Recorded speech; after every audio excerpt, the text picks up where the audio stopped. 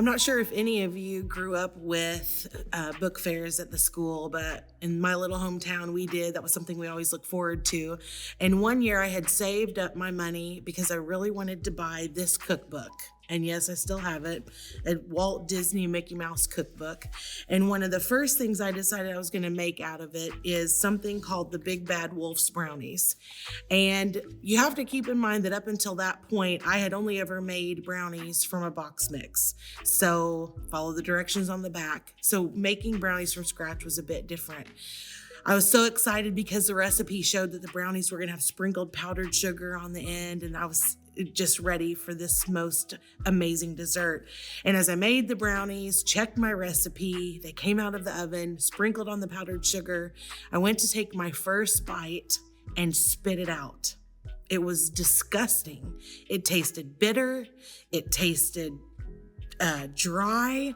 And when I went back through the recipe, I realized I'd forgotten to put the sugar in there. And that was the first time I'd ever worked with unsweetened cocoa. And in my mind, cocoa was chocolate. Chocolate was sweet. I didn't even think about adding the sugar.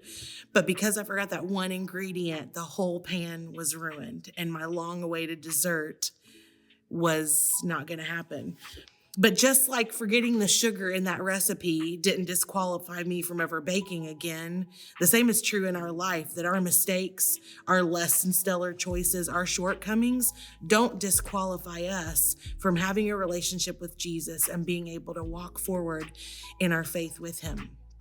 In this series of lessons, we've been leaning into asking questions, and we all have them. And one of the questions that can be tempting for us to ask sometimes is, does God really have a plan? Because when we look around us, we see all the things, the dominoes are dropping and the struggles are continuing. It can be tempting to ask the question, does God have a plan? But as we learn in this session, our shortcomings, our choices, our decisions do not get to change God's plan for the world.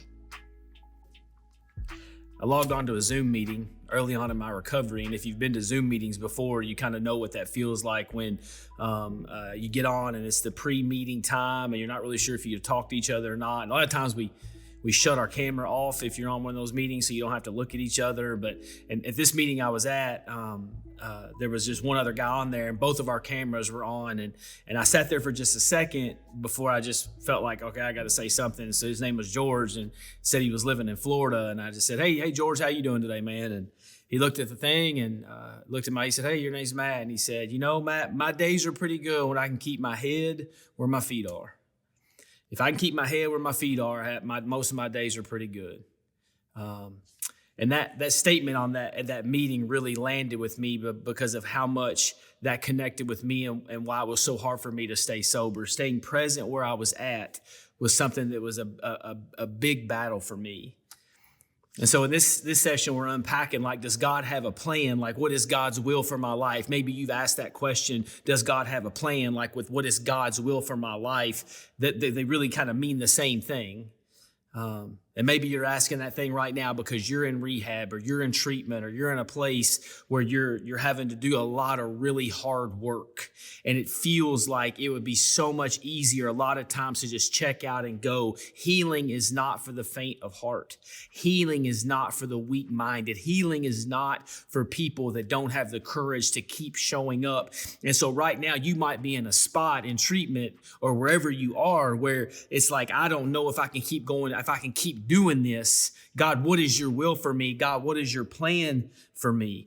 God's will for you, God's plan for you is the same as God's plan for me. And his plan is for us to be present in the places that we're supposed to be.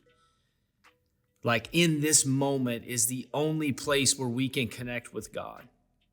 And in this moment, when we connect with God, is the only way that we can find pathway to healing, and we can find a way to experience a different kind of life.